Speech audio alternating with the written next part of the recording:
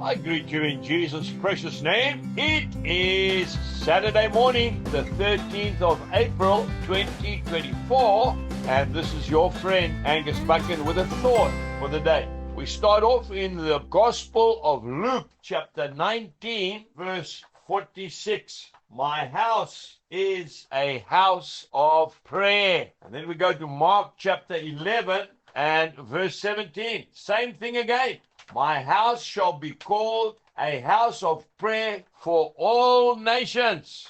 Everybody is welcome to pray in the house of God.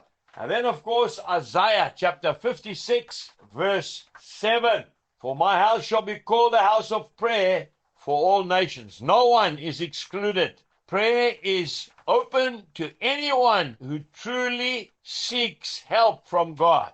I looked up the Oxford Dictionary to find out the literal meaning of the word prayer. And this is what it says.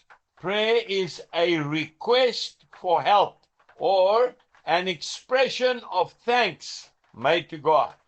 You say, well, I don't know how to pray. I really am struggling. Well, it's funny you say that because that's exactly what the disciples said to Jesus. In Luke chapter 11, verse 1, they said, Lord, teach us to pray. You know, I love sitting quietly listening to little children pray. Oh, man, it brings a tear to my eye, you know.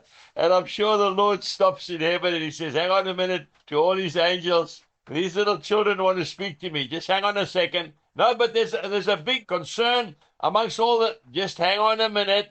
I want to hear these children. Oh, it's so beautiful and so sincere. We really need to pray more and we need to speak less. When I gave my life to the Lord, which was 46 years ago, we had a little follow-up meeting after the Sunday service where we were instructed by mature Christians on the things of the Lord. We got into little circles and then they said, tonight we are going to start to pray. And I could look around. We were all brand spanking new Christians. We still had the wrapping paper on. Each one of us had to pray out aloud, and we were extremely nervous, and this is the honest truth. And as we went around the circle, there was one old gentleman sitting there, and I could see he'd had a hard life. He had all those war maps printed all over his face, really been through some tough times. I could see he was extremely nervous, and he prayed a prayer I will never ever forget. He just cried out from the bottom of his heart, God, please help me.